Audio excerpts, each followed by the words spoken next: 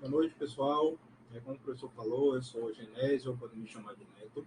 A gente vai estar começando aí a apresentação do primeiro capítulo do livro, né, que, como o professor falou, Modern Tools and Techniques in Computer-Aided Drug Design, que basicamente ele vai estar falando ali tudo sobre docking, um pouco sobre dinâmica molecular. Começando ali no primeiro capítulo, a gente vê a introdução, o que é CADD, que é o título que a gente acabou de falar, e os três principais motivos do porquê é vantajoso se utilizar o docking, por exemplo, e dinâmica, no desenvolvimento de fármacos na sua aplicação. Ele aponta como um dos principais, que é a questão do custo, porque ele reduz ali pela metade o custo de descoberta de novos medicamentos e também é usada há mais de 3 décadas já para o desenvolvimento de novos fármacos. A gente pode pensar, 30 anos é muito, mas nem tanto assim. Para alguns métodos, isso daí é meio que embrionário ainda, e tem muita coisa que avançar. Já é muito útil, mas também tem muita coisa ainda para avançar para o futuro. E também, por certa facilidade de você poder prever o uso daquela molécula, daquele fármaco, o uso terapêutico, poder conseguir ali prever algumas interações que ele vai ter para o futuro, você não precisa estar fazendo na bancada. E também já tem diversos medicamentos que começaram dessa forma, com o docking, com a parte ali digital, e depois ela foi aprovada até pelo FDA, que é a instituição que controla a aprovação de novos medicamentos e tratamentos ali, lá nos Estados Unidos.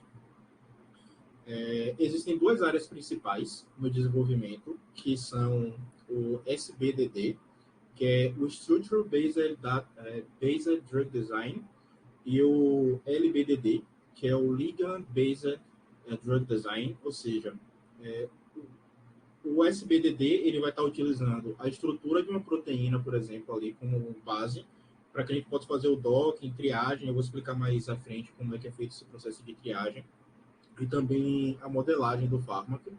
E o LBDD, que é baseado no ligante, ele inclui uma triagem de dados sobre a similaridade dos ligantes que são possíveis ali para ter aquela estrutura. Ou seja, ali, uma coisa que também a gente vai falar mais à frente, que é a relação entre estrutura e atividade, que é o XAR. Não sei se a pronúncia está certa para isso, mas eu, quando eu estava lendo o livro, eu comecei a chamar de XAR, que vai poder relacionar atividades biológicas ali, interações, com a estrutura do ligante em questão que a gente está querendo desenvolver. Ele cita a importância também das bibliotecas químicas, e eu achei essa imagem muito boa, porque ela mostra as principais que a gente tem hoje em dia aqui em uso, né? Muitas delas são gratuitas, porque são um banco de dados que eles vão ter o máximo de informações possíveis ali sobre proteínas, sobre moléculas, estruturas, e algumas delas a gente até já conhece, que é muito utilizado, que é o PDB, o PubChem, e entre outros também, que a gente consegue conectar ali, ver proteínas, baixar as proteínas que a gente quer, baixar os ligantes, conseguir analisar o código, diversas coisas, e é importante a gente estar familiarizado também com essas bibliotecas, porque elas, de certo modo, vão estar tornando o trabalho da gente mais fácil, porque quanto mais familiarizado a gente estiver com essas bibliotecas, mais informação a gente vai conseguir ter para desenvolver qualquer coisa que a gente esteja pensando ou trabalhando em cima. Ele cita algumas abordagens também, como essa abordagem que é baseada na estrutura, que ela utiliza ali a estrutura de forma tridimensional, como falei, geralmente a gente pega, pode dar o exemplo do PDB, que a gente pega a estrutura da molécula, e a gente pega os alvos por meio de uma triagem virtual para otimizar os leads. Os leads, basicamente, ali são as moléculas ou os grupos dentro da molécula que vão ter as interações medicamentosas, a atividade biológica, para desenvolver o que a gente esteja pesquisando. E a principal fonte disso é o PDB, que eu botei aqui, que é o que a gente mais usa ali com frequência, mesmo para a gente acessar e pegar qualquer tipo de arquivo que seja importante para que a gente possa prosseguir com a nossa pesquisa. E a triagem virtual, ela está relacionada já com a utilização dos softwares para docking. e também com a interação ali no sítio ativo e tal, e alguns casos até também, como o livro fala, aprendizagem de máquina, que é a inteligência artificial que já vem sendo utilizado. Um parêntese disso, eu estava há uma semana atrás, se eu não me engano, em um webinar sobre algumas empresas que já estão utilizando modelos de inteligência artificial para conseguir detectar e agilizar, tipo, processar milhares de moléculas para já eliminar e trabalhar em cima apenas daquelas que já têm atividade biológica, ou seja, uma análise muito mais rápida do que a gente consegue fazer manualmente, por exemplo. Então, o que era rápido já está se tornando mais rápido ainda. Qualquer coisa eu posso mandar para vocês algumas anotações que eu fiz e onde é que eu vejo essas coisas, caso seja de interesse do grupo. E aí, como é que funciona essa triagem? A gente vai ter uma biblioteca com os ligantes e a outra com as estruturas 3D ali das proteínas e das enzimas. Depois que a gente pega esses dados, que são importantes, eles vão ser correlacionados e vai se passar pelo doc. Aí aqui tem alguns softwares que a gente utiliza, como o Autodoc, o Autodoc Vina e o Ledoc. O Ledoc eu pessoalmente não conheço, só conheci quando eu estava preparando essa apresentação, que eu fui dar uma olhada sobre. E aí tem os tipos de complexo que a gente vai fazendo e as pontuações que a gente tem ali para saber qual dos complexos ele tem uma menor energia, qual a posição dele é melhor. Depois disso, a gente vai passando por outros tipos de análise até a gente conseguir fazer a experimentação daquilo que a gente está analisando e poder ver a efetividade, né, daquilo dali. Tem também a modelagem farmacofórica, que é uma modelagem 3D, que ela utiliza o conjunto de compostos ativos ali que já são conhecidos como um treinamento. Ou seja, quando você começa a treinar o software que você está utilizando, para que ele possa reconhecer grupamentos específicos nas moléculas e saber mais ou menos ali como ele vai interagir. E esses algoritmos, eles vão buscar sempre características comuns. Só que aí entra a questão do conhecimento que a gente pode ter também. Porque quando elas estão mostrando um banco de dados, existem algumas interações na molécula que, às vezes, a inteligência artificial ela não vai mostrar. Mas ela vai mostrar aquilo que ela tem no banco de dados dela ali. Então, sempre bom e importante estar com os modelos, os softwares mais atualizados, também específicos, se tiver, para coisas que a gente queira utilizar, e também entender, passar pela nossa análise também, para saber se aquela interação de fato acontece ou não. Ele fala também sobre o XAR, né, que é a relação de estrutura-atividade de forma quantitativa, que ela é uma técnica que ela vai estar usando sempre as estruturas que são parecidas, junto com as atividades biológicas, e ela vai integrar isso com modelos de forma estatística, de forma ali, com algoritmos, com cálculos que serão feitos, para que a gente possa ir acelerando cada vez mais o processo. Aí também tem o design de medicamentos baseados em fragmentos, que ele acompanha um pouco disso, que ele se caracteriza ali pela identificação e otimização de pequenos fragmentos da molécula para utilizar peso molecular e ver se liga na proteína-alvo ou não. Aí aqui eu peguei esses dois exemplos na internet. Na verdade, eu não conheço muito bem essas estruturas. Eu olhei de forma rápida, mas ele vai identificando qual é a parte essencial da molécula, onde aquela molécula tem uma interação, se tem uma ligação simples, dupla ou tripla, se aquilo iria afetar a velocidade da reação, deixar aquela molécula mais reativa. Então, esse design baseado em fragmentos, ele vai pensando nisso, porque às vezes tem uma molécula, ela vai ter uma ligação simples em um anel aromático, não sei, alguma estrutura específica, mas que às vezes com uma alteração simples naquele fragmento ali da molécula, a remoção de um açúcar, uma remoção de uma ligação, colocar uma ligação dupla, ela pode ter uma atividade muito maior. Então, esses fragmentos, eles conseguem te dar ali a ideia se ela vai ter uma interação, se ela vai ter afinidade com determinado sítio, determinada questão de pH, por exemplo, e se eles podem ser combinados para, a partir desses fragmentos, a gente poder gerar moléculas melhores, já pensando em saber se esse grupo esse grupamento aqui ele tem essa atividade e a gente sabe que esse outro tem, então se tivesse esses dois na molécula. Então, isso daí também é uma coisa que está crescendo. No webinar que eu assisti na semana passada, ele falou sobre a questão de se criar também moléculas baseadas em fragmentos que são conhecidos, né, no banco de dados para gerar. Mas aí, em outro momento, eu posso dar mais detalhes.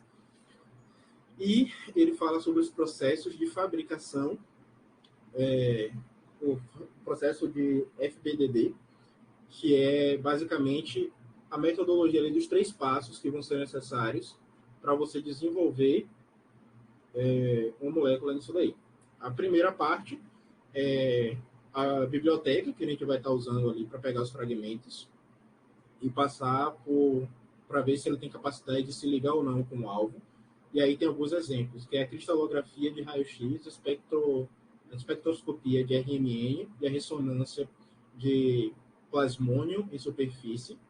Depois, esses fragmentos que se ligam, que já foram selecionados, já passaram por um tipo de seleção, eles vão ser alvos de algum tipo de otimização e de alguma modificação ali estrutural para aprimorar ainda mais essa afetividade.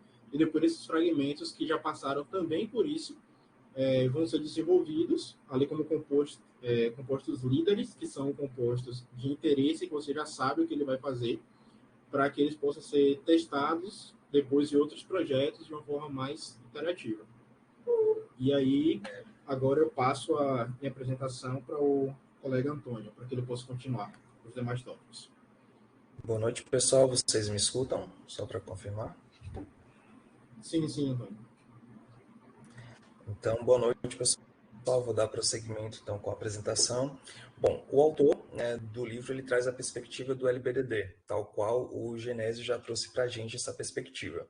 Basicamente, existem 3 abordagens que estão correlacionadas com o LBDD, que é a modelagem farmacofórica, o QSAR ou QSA, e os métodos de similaridade química, e eu vou estar explorando um pouco sobre como as abordagens computacionais elas podem ser empregadas nesse contexto. Pode passar, por gentileza, Genésio? Bom, no primeiro momento, eu vou falar para vocês um pouco sobre a similaridade química. Basicamente, ele traz uma ideia até mesmo de impressão molecular, né? Mas a premissa inicial que a gente tem que ter é que moléculas que possuem uma semelhança química ou físico-química, elas possuem uma alta probabilidade de também ter uma mesma atividade biológica. Então, nesse contexto, se a gente for imaginar e assumir uma situação hipotética, que a gente tem uma molécula de referência e a gente precisa encontrar alguma outra molécula que seja similar para que a gente possa empregar, né, na construção, por exemplo, de um ligante, tá? Então, essa modelagem a partir da similaridade, ela se mostra mais simples e até mesmo barata em relação ao QSA e também em relação à modelagem farmacofórica, que vão ser exploradas mais adiante. E para isso existem algumas métricas, né, que são adotadas, tal qual a distância euclidiana e o coeficiente de Tanimoto. Esse coeficiente é interessante a gente explorar da seguinte forma. Voltando à situação hipotética, nós temos uma substância de referência e a gente precisa encontrar uma molécula que seja similar. Então, a gente pode tentar encontrar essa similaridade entre as duas a partir desse coeficiente de Tanimoto, que diz que se a molécula que a gente suspeita que tem uma certa similaridade com a referência tem um coeficiente de Tanimoto maior ou igual a 85%, essa molécula ela é satisfatoriamente similar em relação à referência. Pode passar, por gentileza? Então, aqui nessa tabela estão dispostos alguns servidores que o autor ele comenta que são comumente utilizados para que a gente possa fazer essa triagem baseada na similaridade. Como vocês podem perceber, existem muitos que são gratuitos, como é o caso do OpenBabel, como é o caso do InstantJetchain, como é o caso do CanFP e também alguns que são comerciais. Tá? Pode passar, Genésio, por gentileza. E aí a gente chega na modelagem farmacofórica. Nesse momento, a gente vai estar trabalhando com 3 abordagens que podem também estar sendo incorporadas nas avaliações in silico, tá? Dentro da modelagem farmacofórica. Uma que leva em consideração as moléculas de água, porque a gente tem que imaginar o seguinte, quando um ligante ele chega no determinado alvo, ali pode existir algumas moléculas de água.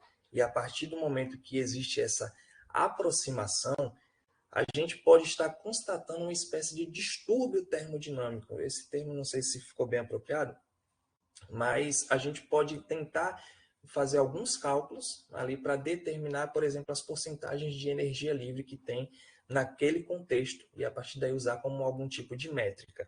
Nesse momento também a gente pode falar sobre uma abordagem farmacofórica relacionada à dinamicidade da molécula, porque às vezes a gente tem uma falsa impressão de que a molécula, às vezes ela é estática, ela vai lá se ligar, mas que ela não pode, naquela circunstância, estar se movendo. Por exemplo, que a gente às vezes cogita a hipótese que a gente abandona, no caso, a estereoquímica, no caso, né? E nós podemos utilizar essa abordagem para que a gente possa manipular computacionalmente e identificar, por exemplo, isoformas que podem estar atuando naquele alvo. Também, dando prosseguimento, nós temos a abordagem ab initio, que é uma abordagem específica, que ela é muito utilizada quando nós não temos nenhum conhecimento prévio sobre, por exemplo, uma determinada molécula. Então, para isso, a gente analisa a estrutura, principalmente em aspectos quânticos e moleculares, para que a gente possa calcular uma predição de ligação do ligante para o alvo molecular. Pode passar, Genésio? E a gente chega no XA, que já foi trazido aí pelo Neto, né? E que, na verdade, o XA nada mais é do que um método que estabelece uma espécie de relação, né? Uma abordagem quantitativa entre a molécula e a atividade biológica que essa pode estar desempenhando. Para isso, eu trouxe aqui para vocês nessa tabela, de acordo com o autor, algumas ferramentas, alguns servidores que podem ser empregados para que a gente possa executar essa técnica. Como vocês podem ver, novamente, alguns são pagos, né, outros são gratuitos. Pode passar, Genésio, por favor.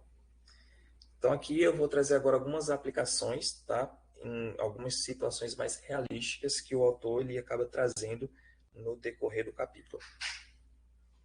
Pode passar. Nesse momento, eu vou trazer para vocês a otimização dos compostos LEEDs, né? Então, a gente pode começar esse momento imaginando uma seguinte situação. Nós temos um composto que talvez ele tenha uma atividade biológica acentuada, o que a gente suspeita dessa atividade biológica, mas que ele apresenta, por exemplo, toxicidade, ou até mesmo algum tipo de problema nos processos cinéticos, né? Na absorção, na distribuição.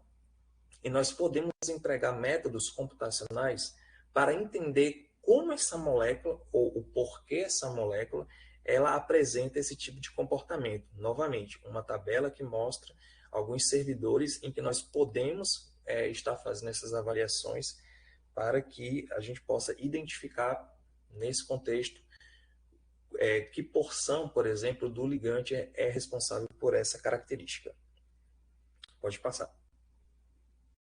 Bom, agora nós temos o scaffold hopping, que basicamente em uma tradução seria uma mudança de esqueleto, mas na verdade a gente está falando de uma mudança das estruturas químicas, né? Então, essa abordagem, ela parte da ideia de que nós podemos desenvolver compostos com uma espécie de cadeia química diferente, mas que tem uma atividade biológica parecida ou quase idêntica, como eu acabei descrevendo no slide.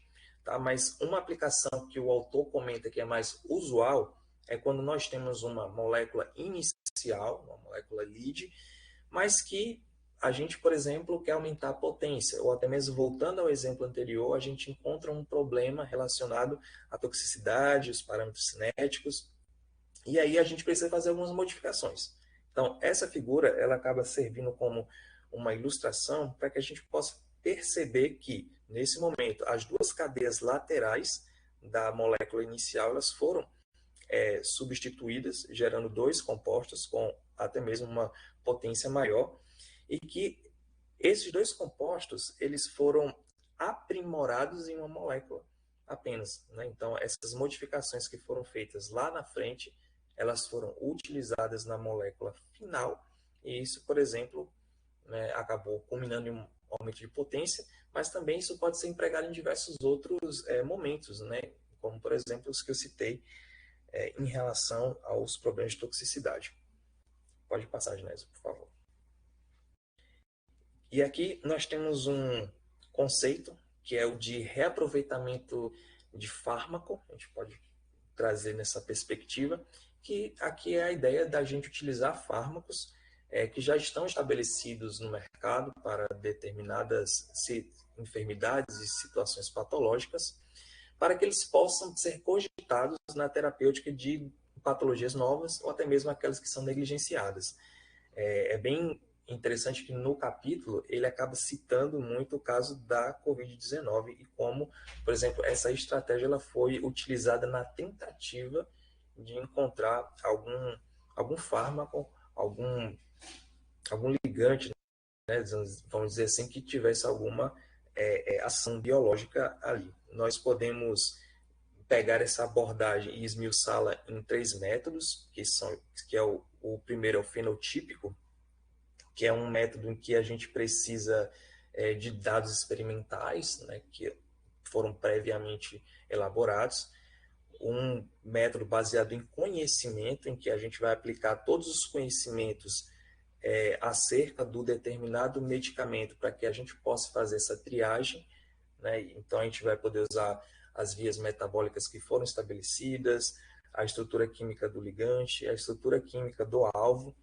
e nós ainda temos um método que é o baseado em dados, tá? Que basicamente se utiliza muito o acoplamento molecular, justamente na tentativa de pegar esses medicamentos, pegar essas substâncias e de alguma forma tentar entender se elas podem fazer uma ligação, uma interação com o alvo que seja satisfatória. Pode passar, Ginésio.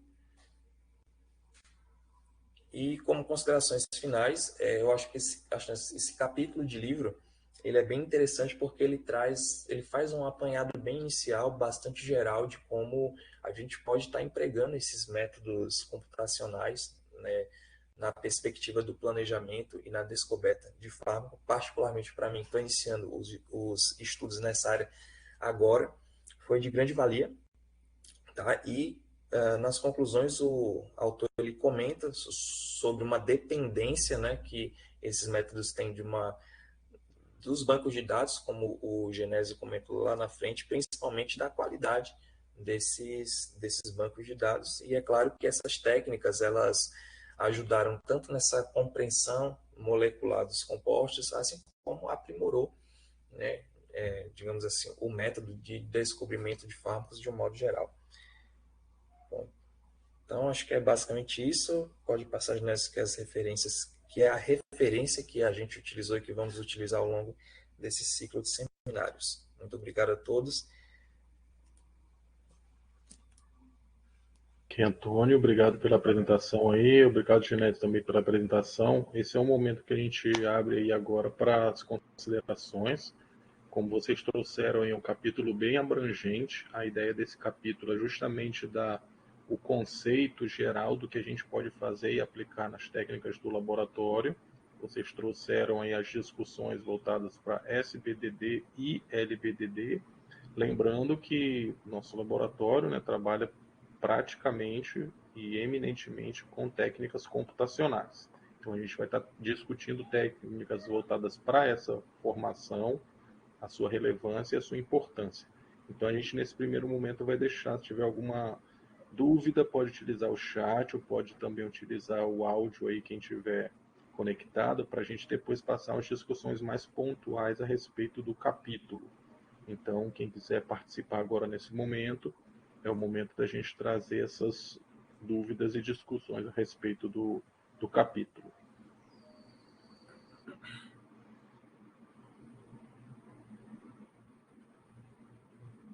Já vi que tem algumas manifestações no chat aqui, então Jordan coloca se o FTMap que usamos em SBDD poderia ser usado com FBDD, já que as sondas podem ser lidas como fragmentos. Então ele traz uma dúvida aí a respeito do emprego dos fragmentos, né, pensando no planejamento de fármacos. Aí, Genésio ou Antônio tem alguma consideração sobre essa dúvida de Jordan aí, sobre a aplicação do FBDD? Eu posso falar um pouco sobre, porque esse capítulo do livro, junto com o webinar que eu assisti, ele me abriu muitos olhos sobre essa questão de você analisar os fragmentos de estrutura e não a estrutura como um todo. Eu acredito que sim, na verdade, eu estou sendo novo dentro disso na prática, mas eu acredito que possa ser utilizado dessa forma sim, porque você até consegue uma variedade maior de estruturas de análise de análise de estrutura de modo geral, com muito mais exemplos, até para você treinar algum software, para você ser específico no que você quer, buscando algum tipo de interação específica. Eu acredito que sim. Ok, complementando a resposta de Neto aí nessa parte, sim, Jordan, o FBDD ele tenta trazer uma abordagem que os fragmentos, no caso, dentro do planejamento, interajam com o alvo. Então você pode pensar na aplicação de FBDD como uma particularidade do SBDD. Então tem um fragmento que interage com o alvo. Acho que Neto mostrou uma imagem mostrando como que isso pode acontecer. E, no caso, quando a gente utiliza o fragmento como uma ferramenta de mapeamento, né, de tentar analisar o padrão de interação, ele também está sendo uma ferramenta empregada de novo no SBDD. Então, você está mapeando uma interação com a proteína, como um FTMap, que é a abordagem que utiliza. Então, ela utiliza, sim, o fragmento, no caso, para mapeamento, mas você pode utilizar esse fragmento para a interação.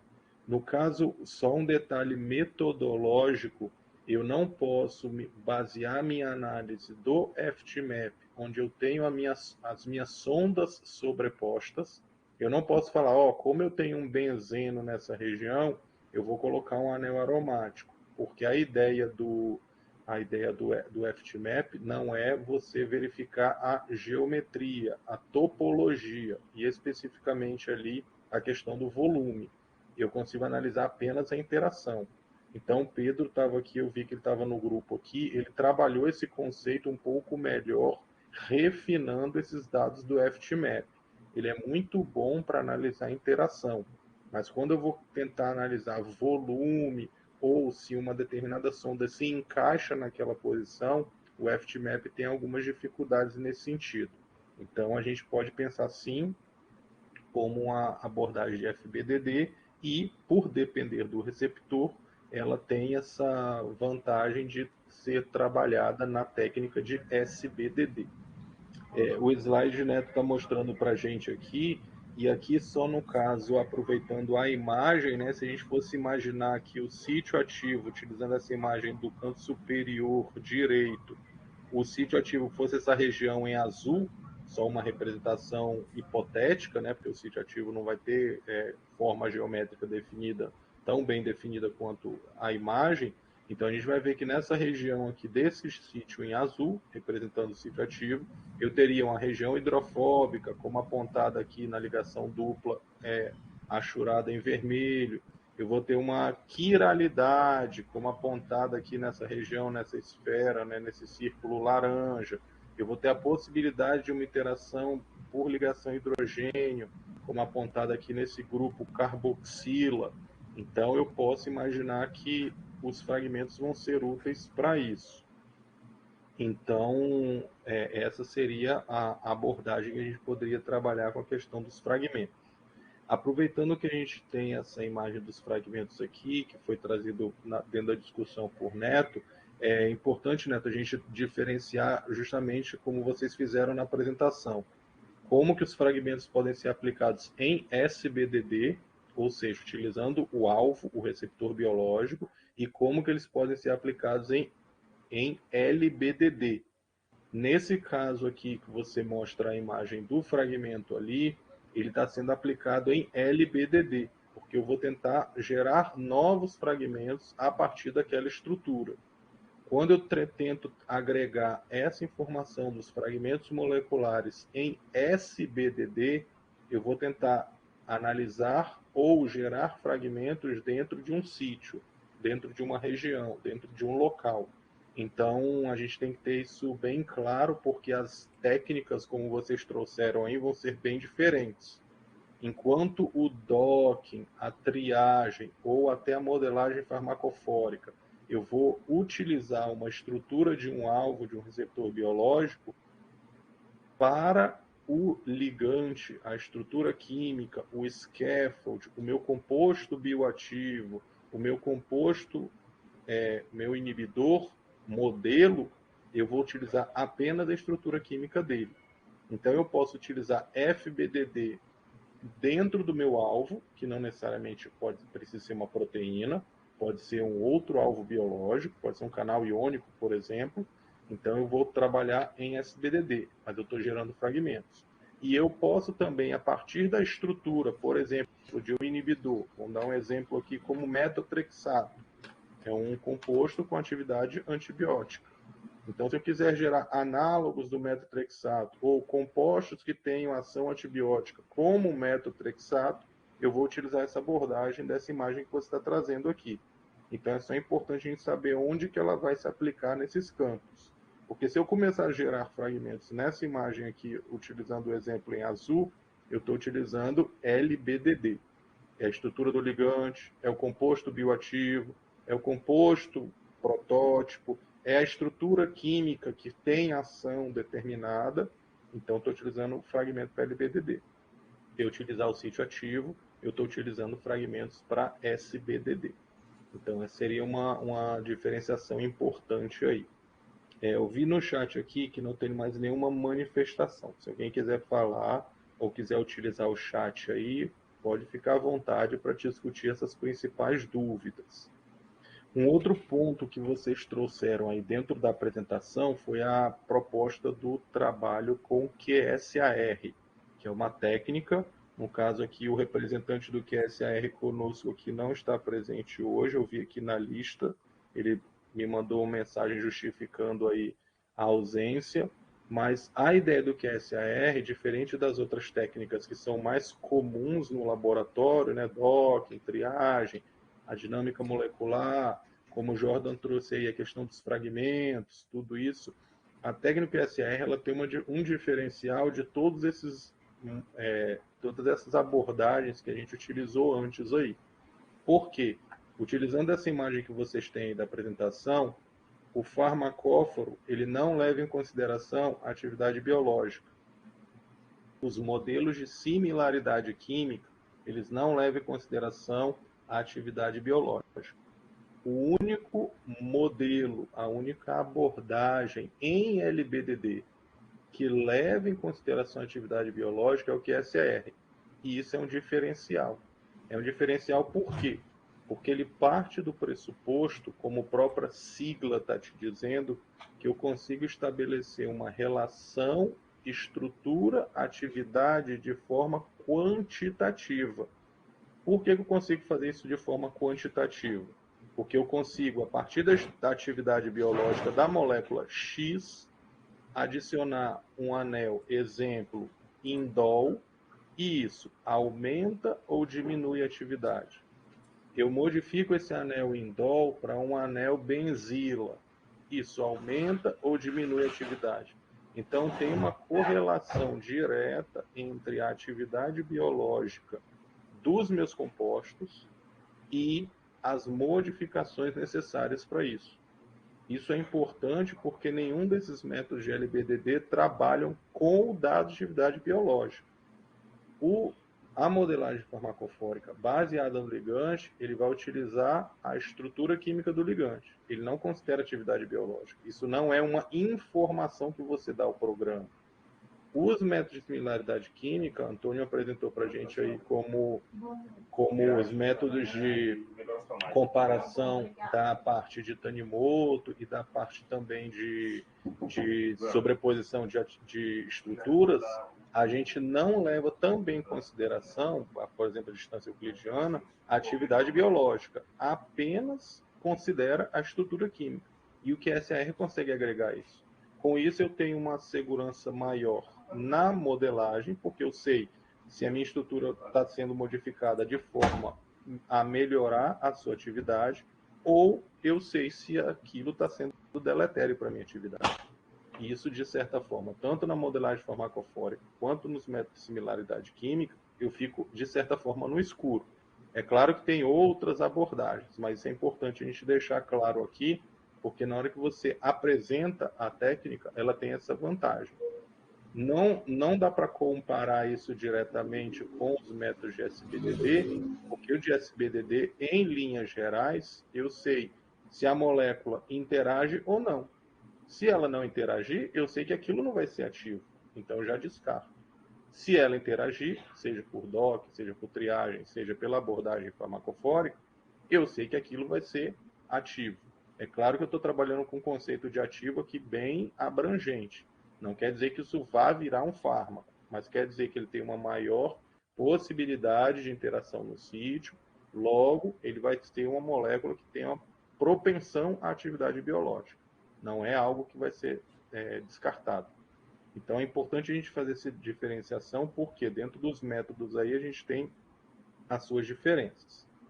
A outra consideração que eu queria fazer em cima desses pontos que vocês trouxeram aí da apresentação é um conceito aí da primeira parte, onde acho que o Genésio vai poder responder isso melhor, quando ele trata dos métodos de SBDD, e ele trata a respeito das diferenças entre os métodos de docking quanto aos algoritmos de classificação. E isso é importante porque acho que a grande maioria dos projetos do laboratório, a gente discute esse ponto. Qual que é o melhor? Autodoc, Vina, Gold, o Doctor. Então a gente trabalha isso de uma forma mais sistemática e leve em consideração esse ponto. Então eu queria que, pelo menos foi o Neto que apresentou essa parte, ele discutisse um pouco melhor a questão dos algoritmos de classificação. Como que eles se aplicariam aí dentro do planejamento de fármacos, claro, de SBDD, que a gente está falando de DOG. Bom, a gente tem diversos tipos de softwares que vão fazer a mesma coisa. Isso já era uma questão que eu conversava até com o Johnny quando eu estava entrando no grupo, porque a mesma coisa era feita por diversos softwares e alguns dados eles eram diferentes. Porque cada algoritmo ele vai ser treinado de uma forma. Então, quando a gente vai usar um software para fazer alguma coisa, ele vai te dar alguns parâmetros que são diferentes do que de outro programa. Então, isso daí faz com que a gente consiga ter uma acertabilidade maior, porque a gente vai poder estar testando a molécula da gente, o ligante, determinada propriedade, em diversos softwares, passando por diversos tipos de métrica. Então, eu acho que é válido isso, porque a gente consegue obter pontuações diferentes ou pontuações parecidas, que vão tornar os dados da gente mais concisos e mais próximos dos dados reais. Ok, Neto, eu acho importante essa sua observação, e é isso mesmo. E aí, em cima da sua resposta, você já percebe, como o grupo todo que está presente aqui, que trabalha na área, discute isso há algum tempo, que eu não posso, entre aspas, confiar em um resultado de docking apenas. Então, não dá para eu pegar minhas moléculas, meu professor selecionou essa base de dados para mim. Eu vou lá, eu vou usar o Autodoc porque eu sei usar o Autodoc. Pronto, o Autodoc me deu o resultado. Esse é o resultado correto?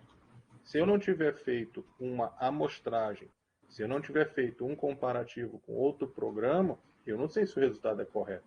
É claro que, em tese, tem todo um grupo de pesquisa trabalhando, validando, estudando o algoritmo para que ele possa ser o mais exato possível.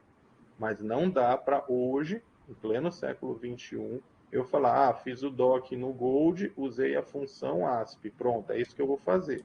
Eu vou ter que ter alguma outra abordagem para me garantir que aquela função de classificação, que é o ponto que a gente está discutindo aqui, a gente nem falou sobre os algoritmos de, por exemplo, de posicionamento, né, que eles chamam de algoritmos de sampling, de amostragem, que é como que eles vão posicionar dentro do sítio, vão ser confiáveis nesse sentido.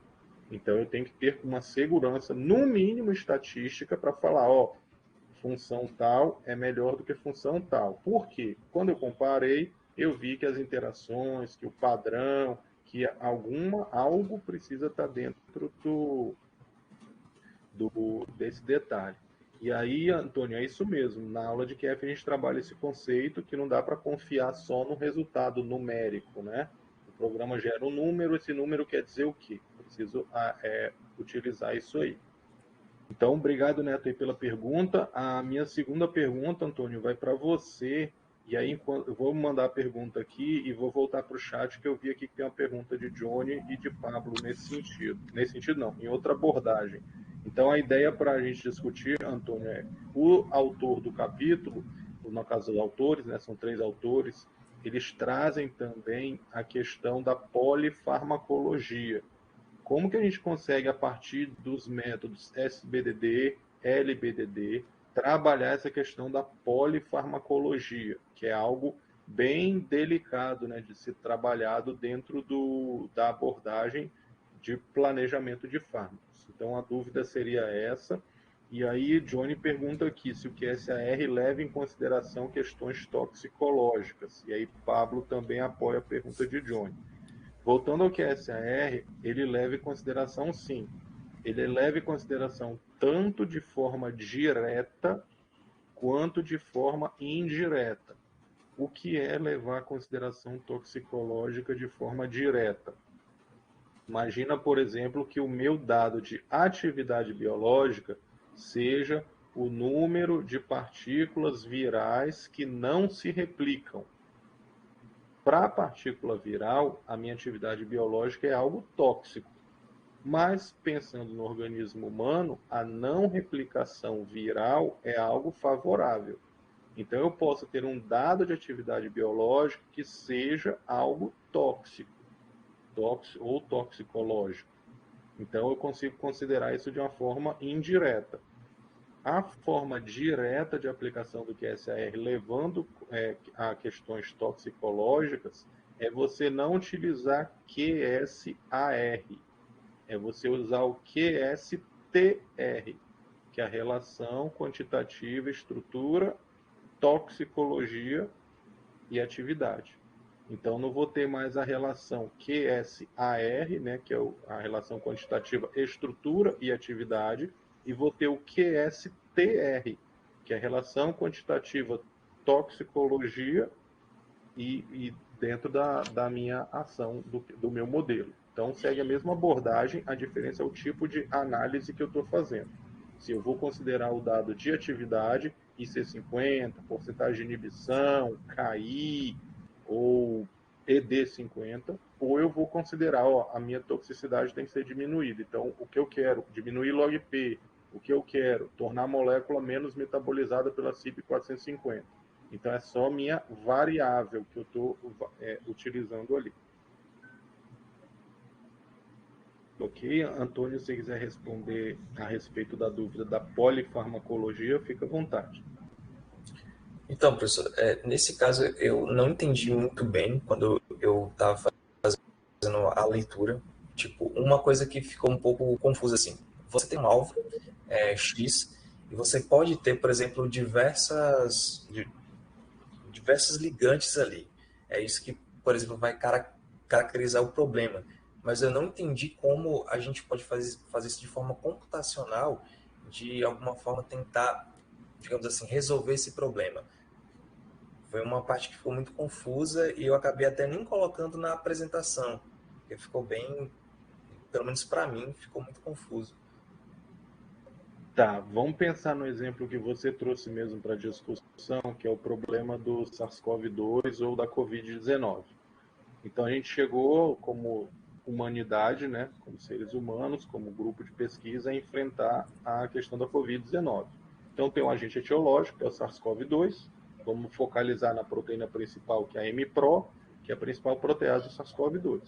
Então tem uma enzima, tem o alvo, tem o agente etiológico e tem um problema biológico, a Covid-19. Então, qual técnica eu posso utilizar para tentar utilizar o alvo, né, SBDD, para o SARS-CoV-2? Então, tem lá dinâmica, docking, a modelagem farmacofórica. Isso porque eu já tenho um alvo definido que é a MPRO. Mas vamos pensar um passo anterior. Eu tinha uma pandemia que ninguém sabia como que era a estrutura do vírus, não sabia como é que era a MPRO. Qual técnica que eu posso utilizar quando eu não tenho alvo para desenvolver fármacos para a Covid-19? Então, posso tentar a abordagem do LBDD. Das abordagens LBDD, então teria que ter alguma molécula que, no mínimo, fosse ativa para SARS-CoV-2. Como era um agente etiológico novo, não tinha nenhuma molécula testada. Então, já não poderia usar SBDD, porque eu não tinha estrutura de alvo, e não podia usar LBDD, porque eu não tinha nenhuma molécula com atividade biológica frente ao SARS-CoV-2 ou algum alvo do SARS-CoV-2. Então, será que eu não poderia desenvolver fármaco para isso? Então, a ideia é que eu conseguisse utilizar moléculas já conhecidas que fossem úteis para a ação frente ao SARS-CoV-2. Então, nessa abordagem, vem o material que vocês estão projetando aí agora, que é o reposicionamento de fármacos ou a reutilização de fármacos. Então, será que nenhum dos 2.000, 5.000, 10.000 fármacos que existem são úteis para tratar o SARS-CoV-2? Então, a pergunta ela tomou um outro viés. Ao invés de eu buscar algo novo, em cima de algo que eu não conheço, ou seja, uma estrutura química em cima de algo que eu não conheço, que é o SARS-CoV-2, será que eu não posso testar moléculas que já são conhecidas, já são seguras e já são úteis para a ação do SARS-CoV-2? Então, uma abordagem do reposicionamento de fármaco. Nesse contexto, então, o reposicionamento surge como uma alternativa quando você não tem SBDD e nem tem LBDD. Mas perceba que, como eu vou estudar moléculas já conhecidas, eu estou trabalhando com LBDD, porque eu já tenho a estrutura bem determinada. Então, a abordagem do reposicionamento de fármacos tem essa ideia. E isso pensando no método que você colocou aqui na parte de baixo do material, que é a abordagem fenotípica. Exemplo, aspirina tem ação contra a replicação do SARS-CoV-2? Vou testar. Diclofenaco tem ação contra a replicação do SARS-CoV-2? Vou testar. Paracetamol, e etc. Qualquer outro fármaco já aprovado. Então, essa é a abordagem fenotípica.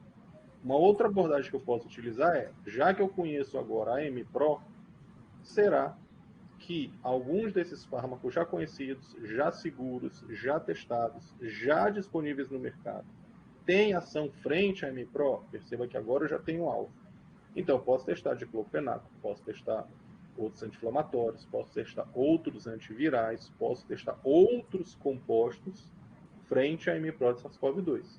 Então, a ideia da polifarmacologia, voltando ao nosso exemplo, é que a aspirina, diclofenaco, um outro antiviral, um antiparasitário, possa ter ação não apenas naquele alvo para o qual ele foi desenvolvido, mas para uma outra ação em um outro alvo, no nosso exemplo, a MPRO de SARS-CoV-2. Então eu vou partir aqui para outra abordagem, que é a abordagem baseada em dados. Eu tenho a estrutura da MPRO, se eu fizer o docking, por exemplo, da morfina no sítio da MPRO, será que ela tem uma boa interação? A morfina eu conheço, bem estudada, tem ação analgésica opioide. Então, será que ela interage no sítio da MPRO? Será que, por exemplo, uma metoclopramida vai interagir no sítio da MPRO? Então, tenho essa abordagem. tenho a partir da estrutura, tentar reposicionar esse emprego desse composto. E por que isso tudo surge? Não por causa da pandemia, porque a pandemia é só um exemplo. Surge a partir do momento em que eu entendo que as moléculas, os fármacos, né, já que estão disponíveis no mercado, interagem com outros alvos. Então, eu não tenho só a interação com a ciclooxigenase. Eu não tenho só a interação com o receptor opioide do tipo sigma, mi, kappa ou delta. Eu não tenho só a interação com os receptores antieméticos no sistema nervoso central. Então, ele pode interagir em outras regiões. Essas outras regiões que podem ser estudadas utilizando técnicas de SBDD, docking, triagem, modelagem farmacofórica, ou técnicas de LBDD, similaridade química, modelagem farmacofórica e, quem sabe, o QSR. Então, a ideia da polifarmacologia é como se fosse a gente tentar pensar fora da caixinha. Cada um de vocês aí do grupo tem um alvo que vocês estudam. Neto aí trabalha em triponotiona redutase, junto com Thaís, junto com Johnny. Henrique aí também trabalhou um pouco com a triponotiona redutase, agora está na parte antibiofilme. Jordan estava trabalhando com as proteínas do envelope, vai trabalhar agora com as proteínas não estruturais. Pablo está tentando trabalhar com as proteínas não estruturais do chikungunya. E Tereza está trabalhando com a MPRO de SARS-CoV-2. Então a gente pensa só no alvo, mas não necessariamente as moléculas vão ser estudadas e testadas apenas nesse alvo. Eles podem ter ações em outros alvos. Essa ação em outros alvos é o que a gente chama de uma forma geral da polifarmacologia, que dá a base para o reposicionamento. Porque se a aspirina só agisse na ciclooxigenase, a gente não teria base de testá-la em outros alvos, outras abordagens terapêuticas e outros tratamentos. Essa seria a ideia, então. Mais alguma dúvida? Mais algum esclarecimento? Mais alguma necessidade de trazer uma contribuição para o seminário? Ok, Antônio aqui então está certo. O Johnny também confirma todas as contribuições. Então, acho que a abordagem era essa. Obrigado aí mais uma vez, Neto e Antônio, pela apresentação. Trouxeram material aí bem claro, buscaram outras fontes aí para a gente não ficar preso apenas no que o autor traz. Ele tem uma discussão importante, mas a gente pode enriquecer essa discussão com outros materiais. Parabéns aí pela apresentação. E a ideia é justamente que a gente traga esse material para discutir pelo grupo, trabalhar as técnicas que a gente já discute no grupo aí, e, claro, com certeza, enriquecer a cultura científica, acadêmica de todos vocês. Percebam que o seminário vai ter essa visão, trazer essa base para que vocês consigam aí trabalhar seus relatórios, materiais, projetos de pesquisa, dentro de um contexto bem atualizado e no foco da pesquisa de vocês. Então, se ninguém tiver mais nenhuma dúvida, a gente encerra por aqui o nosso seminário. A partir de